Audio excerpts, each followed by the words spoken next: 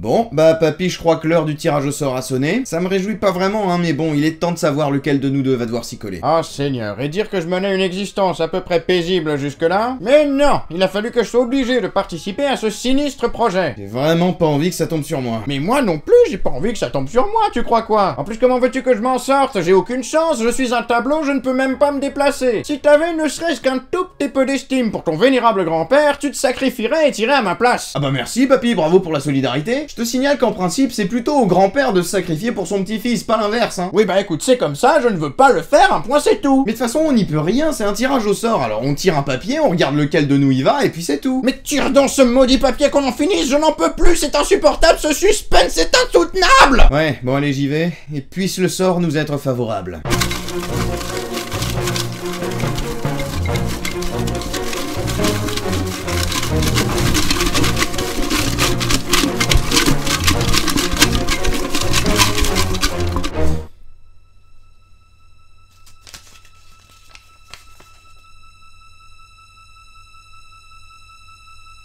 C'est toi. Oh mais non, mais c'est pas vrai. Voici donc la vaisselle. Ah mais sérieusement, pourquoi c'est toujours sur moi que ça tombe? Et t'auras besoin de ça aussi. Et que ça brille, hein, je veux pouvoir me voir dedans. Ouais, bah moi j'en connais un qui ferait bien de patron rajouter s'il veut pas prendre mon pied au cul. Et bonjour à toutes et à tous les amis et bienvenue dans cette nouvelle vidéo dans laquelle nous allons encore une fois parler de Hunger Games. Je ne sais pas si vous vous en souvenez, mais il y a de ça quelques années, j'avais publié une vidéo qui expliquait en quoi Katniss était destinée à devenir le Gémeaux-Cœur pratiquement depuis sa naissance et qu'elle avait, depuis sa plus tendre enfance, était plus ou moins préparée à participer aux Hunger Games afin qu'elle puisse les gagner et devenir le symbole de la rébellion. Si jamais vous n'avez pas vu cette vidéo, je vous mets un lien juste ici pour aller la regarder, et jusqu'à présent, j'étais assez convaincu que cette théorie était crédible. Puis l'année dernière, il est sorti un nouveau livre dans la saga Hunger Games. Un nouveau livre qui est en fait le préquel de toute la saga que nous on connaît déjà, Hunger Games, la balade du serpent et de l'oiseau chanteur. Et qu'est-ce qu'il en raconte alors, ce nouveau livre? Eh bien en fait il raconte la jeunesse du président Snow. Ça nous montre qui il était avant de devenir le tyran qui régnera ensuite sur Panem dans la saga originale, et plus précisément ça nous raconte la 10e édition des Hunger Games. Jeux durant lesquels Snow, qui n'est pas encore président, tombera follement amoureux d'une fille qui s'appelle Lucy Gray Baird. Et si vous vous demandez qui est Lucy Gray Baird, eh bien elle est tout simplement le tribut féminin venant du district 12 qui va participer aux Hunger Games cette année. Et elle est aussi le tribut dont Coriolanus Snow est le mentor. Si vous voulez plus de détails sur ce personnage, je vous mets une vidéo que j'ai faite sur elle dans la description. Et je sais que j'arrête pas de le dire, mais vraiment, j'adore ce personnage. Déjà parce qu'elle est super attachante, parce qu'elle a une histoire très intrigante, mais ce qui la rend encore plus intrigante, c'est qu'il se pourrait bien que ce personnage soit lié d'une manière ou d'une autre à Katniss Everdeen. Il se pourrait bien qu'elle soit aussi à l'origine du plan qui consiste à faire de Katniss Everdeen le Gémeaux-Cœur depuis bien avant sa naissance. Mais comment en sommes-nous arrivés à cette conclusion? Sur quoi se base cette théorie? Eh bien c'est ce qu'on va voir tout de suite, parce que si vous êtes prêts, eh bien moi aussi. Théorie sur l'identité secrète de Katniss, on y va, c'est parti, let's go!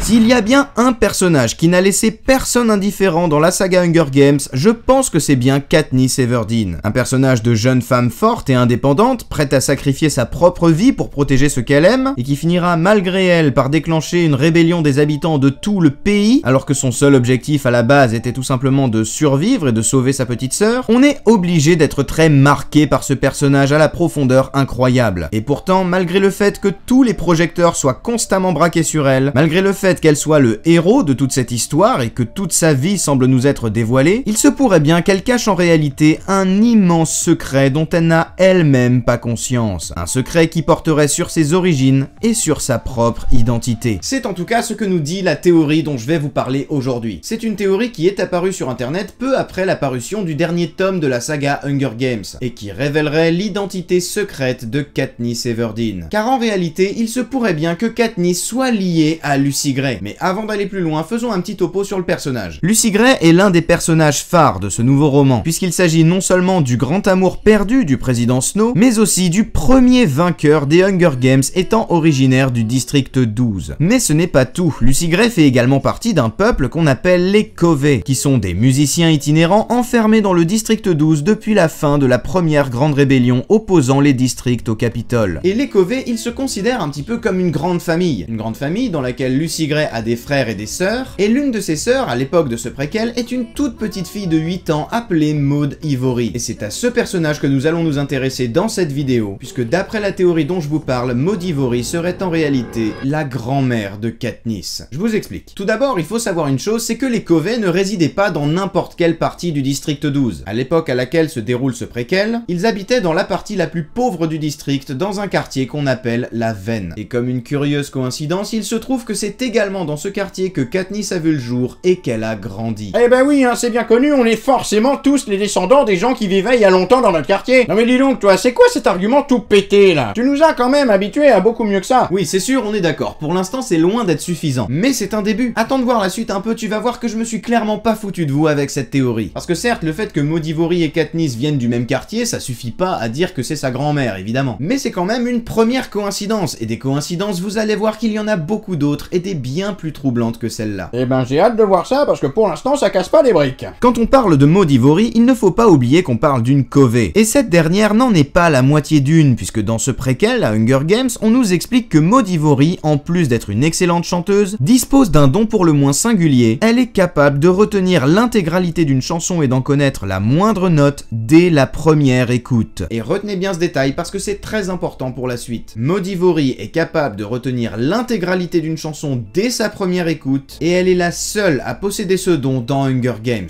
Mais en revanche, elle n'est pas le seul être vivant à posséder ce don, puisqu'il y a un animal qui possède exactement la même particularité que Maud Ivory, et cet animal, c'est le Gemmoker, qui sera choisi bien des années plus tard pour devenir le symbole de la rébellion et qui sera incarné par Katniss. Alors moi du coup, sachant ça, je me pose une question. Est-ce que c'est un hasard ou bien est-ce que le Gemmoker a été choisi comme symbole de la rébellion justement par rapport à Maud Ivory? Parce que finalement, ce Gemmoker, c'est l'animal idéal pour représenter Maud Ivory. Et d'ailleurs, on sait que Katniss aussi est plutôt douée pour le chant, tout comme son père d'ailleurs. Alors moi, je me pose encore une question. Est-ce que le chant est un talent qui se transmet de génération en génération dans cette famille? Et dans ce cas-là, les Covey étant réputés pour être de très bons musiciens, est-ce que le père de Katniss ne tiendrait pas son talent d'un parent qui serait lui-même un Covey? Allez savoir, peut-être qu'on extrapole après tout. Alors pour le moment, continuons d'abord d'explorer toutes les pistes. Quoi qu'il en soit, si lien de parenté il y a entre les Covey et Katniss, a priori ce lien passe par le père de Katniss, qui est mort dans une mine bien avant le début de l'histoire de la trilogie. Et donc en d'autres termes, si on en croit cette théorie, Maud Ivory pourrait être la grand-mère paternelle de Katniss. Et puis d'ailleurs, puisqu'on en parle, pourquoi avoir choisi d'appeler sa fille avec ce prénom-là, Katniss? D'où leur est venue cette idée de prénom? C'est une question qui peut vous paraître bête, mais qui devient pourtant extrêmement troublante à partir du moment où vous avez lu ceci. Parce que dans ce livre, on apprend que Katniss, ce n'est pas seulement le nom de notre héroïne, c'est aussi le nom d'une variété de pommes de terre. Mais pourquoi est-ce qu'on insisterait autant là-dessus si c'était pas important? Et d'ailleurs, puisqu'on parle des prénoms, il y en a un autre qui est extrêmement troublant. Parce qu'il y a un personnage dans la trilogie originelle qui possède une particularité que seuls possèdent les Covey. Et ce personnage, c'est Primrose Everdeen, la petite sœur de Katniss. Parce que s'il s'avère que Katniss est bel et bien la petite fille de Maud Ivory, alors ça veut dire qu'elle est une descendante des Covey, n'est-ce pas? Et si vous avez lu le dernier livre, vous savez que les Covey ont une particularité dans leur prénom, c'est qu'il est toujours composé d'un prénom suivi d'une couleur. Et ça peut se vérifier si on regarde un petit peu le nom de tous les Covey qu'on connaît. On a Lucy Gray, Maud Ivory, Billy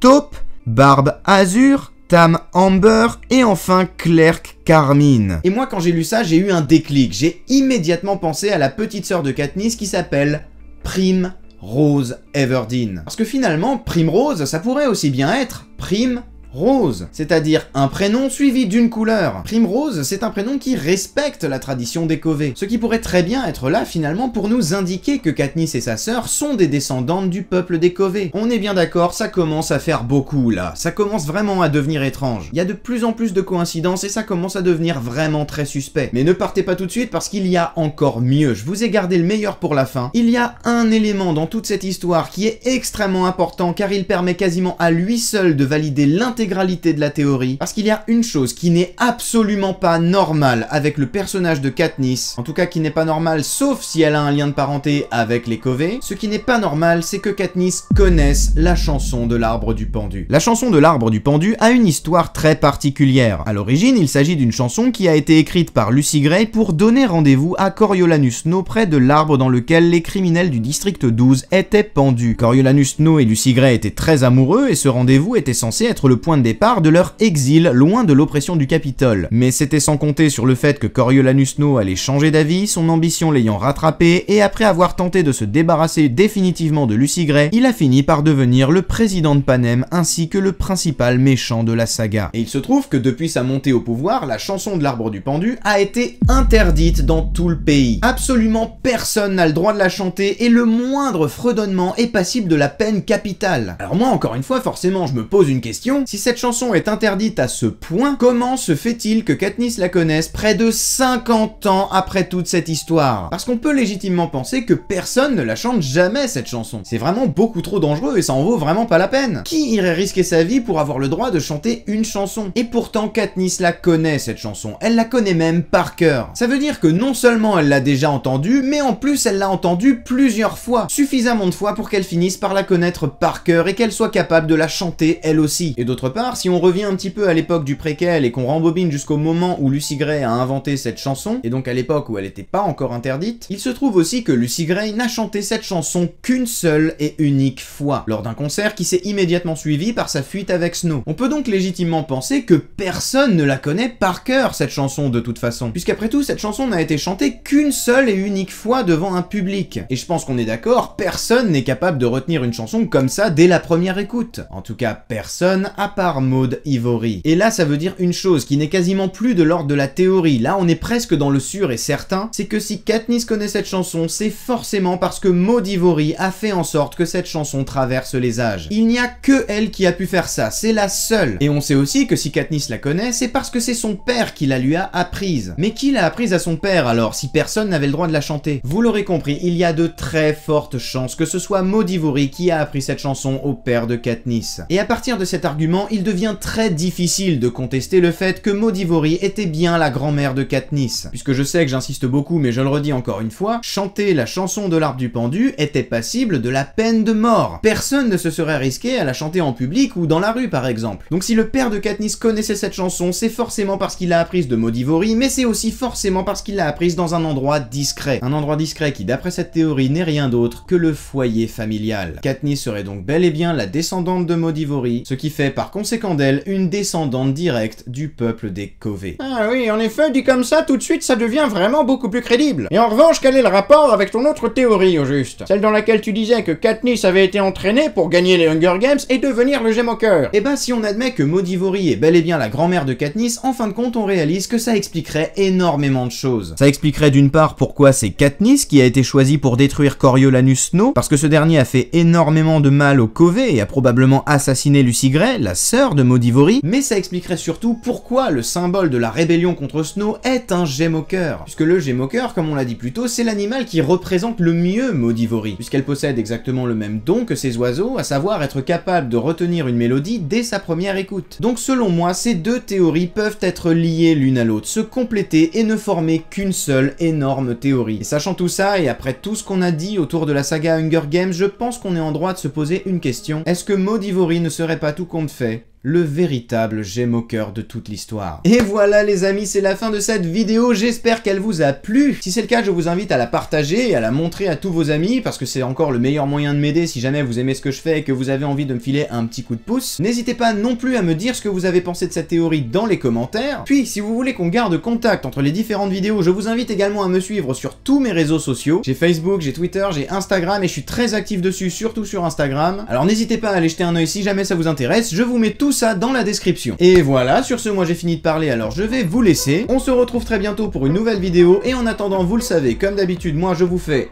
des bisous, à la prochaine, c'était Exio, ciao!